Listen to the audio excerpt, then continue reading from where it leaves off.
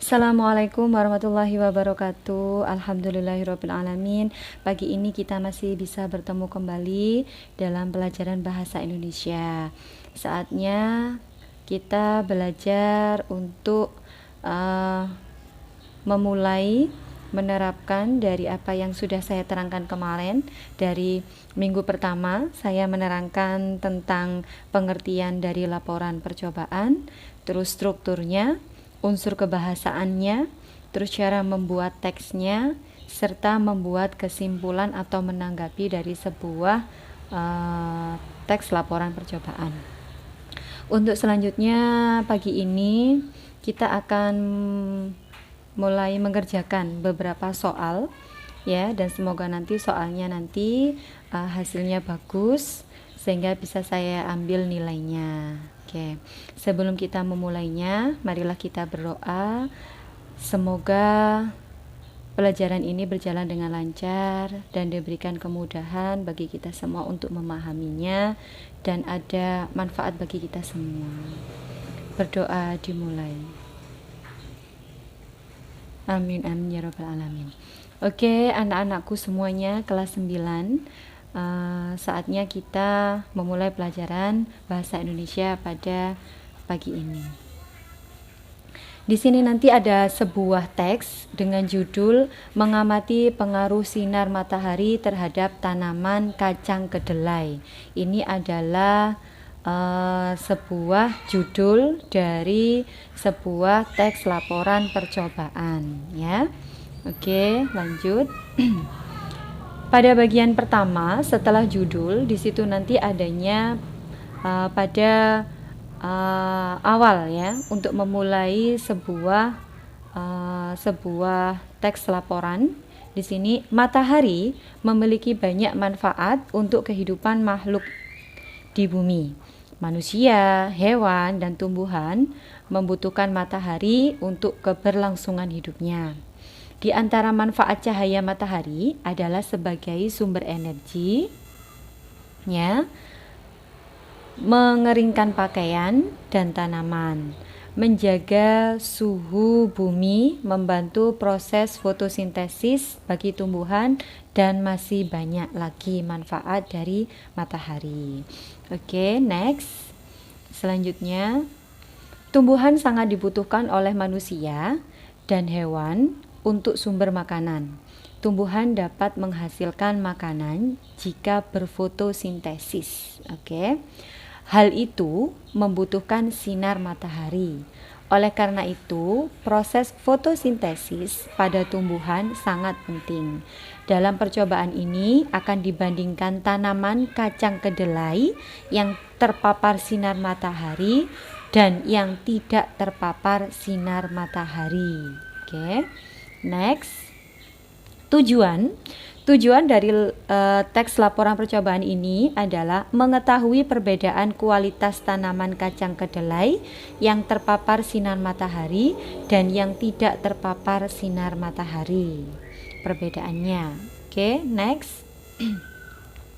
Alat dan bahannya, yang pertama, benih kacang kedelai sebanyak 8 biji atau 4 biji juga boleh ya, tapi di sini dalam teksnya 8 biji.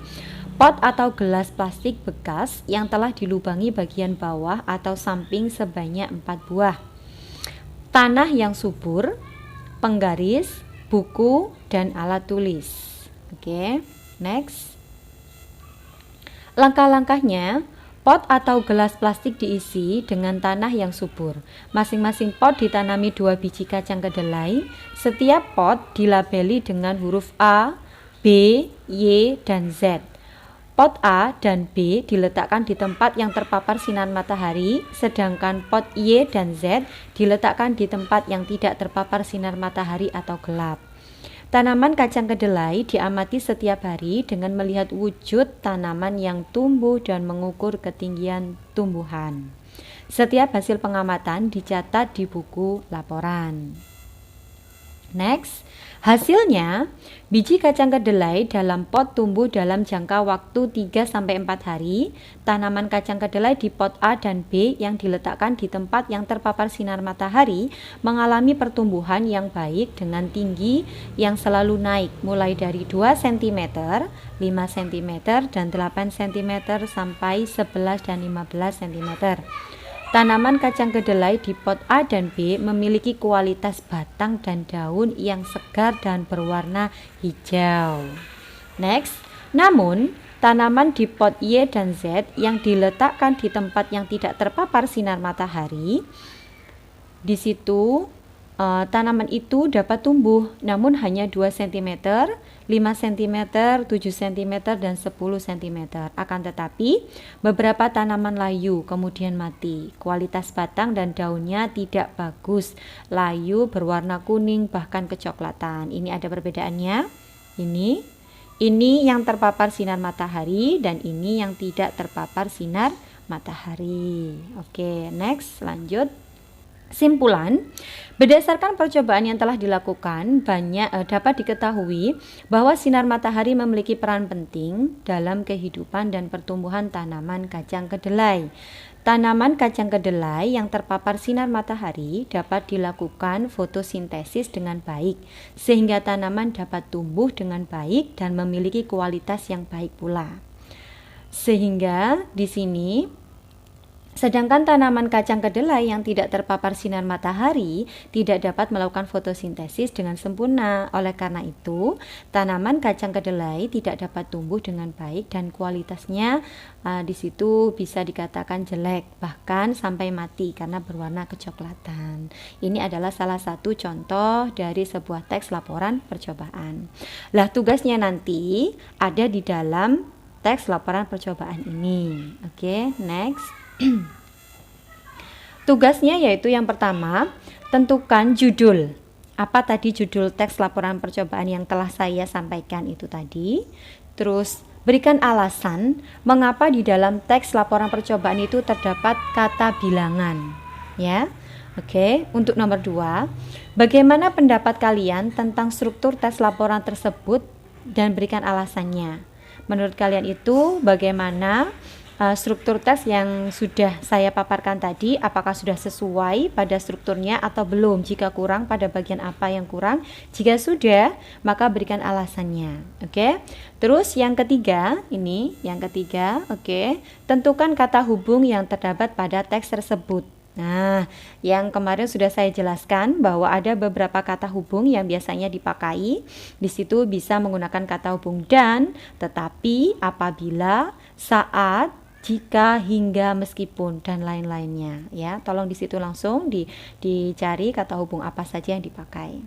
Terus yang keempat, tulis kembali kalimat perintah. Oke, di situ ada kata yang menyatakan kata perintah yang masuk pada sebuah kalimat, ya, sehingga disebut sebagai kalimat perintah yang menunjukkan perintah, ya.